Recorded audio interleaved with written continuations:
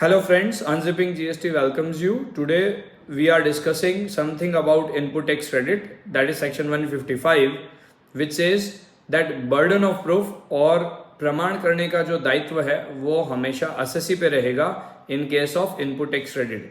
That means if any assessee has claimed or availed of or utilized input tax credit, then the burden of proof that he was eligible to avail of that input tax credit will rest upon the assessee. यानी assessee के ऊपर प्रमाण करने का दायित्व रहेगा कि उसने जो इनपुट टैक्स क्रेडिट क्लेम की है वो सही की है या नहीं. इसके लिए सेक्शन 155 सीजीएसटी एक्ट में दिया है जो सीधा सीधा इस दायित्व को असेसी के ऊपर डालता है.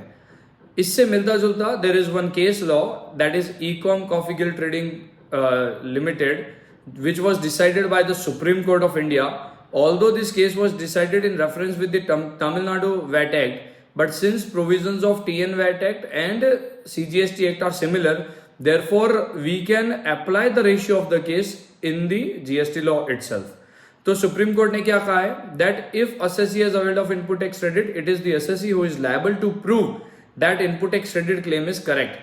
और कैसे प्रूव करेगा? तो जो सराउंडिंग फैक्ट्स है, लाइक असेसी के पास जो सप्लायर है उसका एड्रेस होना चाहिए, then he should be having details of vehicles, there should be proofs related to delivery of goods, then payment of rate charges and then acknowledgement of taking delivery of goods and so on. That means जो surrounding facts है उनके basis पे assessee को ये prove करना रहेगा that उसने जो इनपुट टैक्स क्रेडिट अवेल की है वो सही है एंड ये बर्डन हमेशा असेसी के ऊपर रहेगा.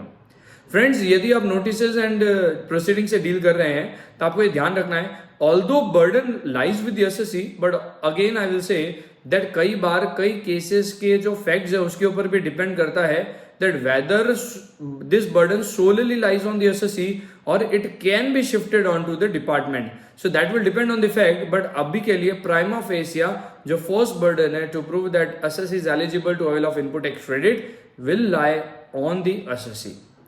Thank you.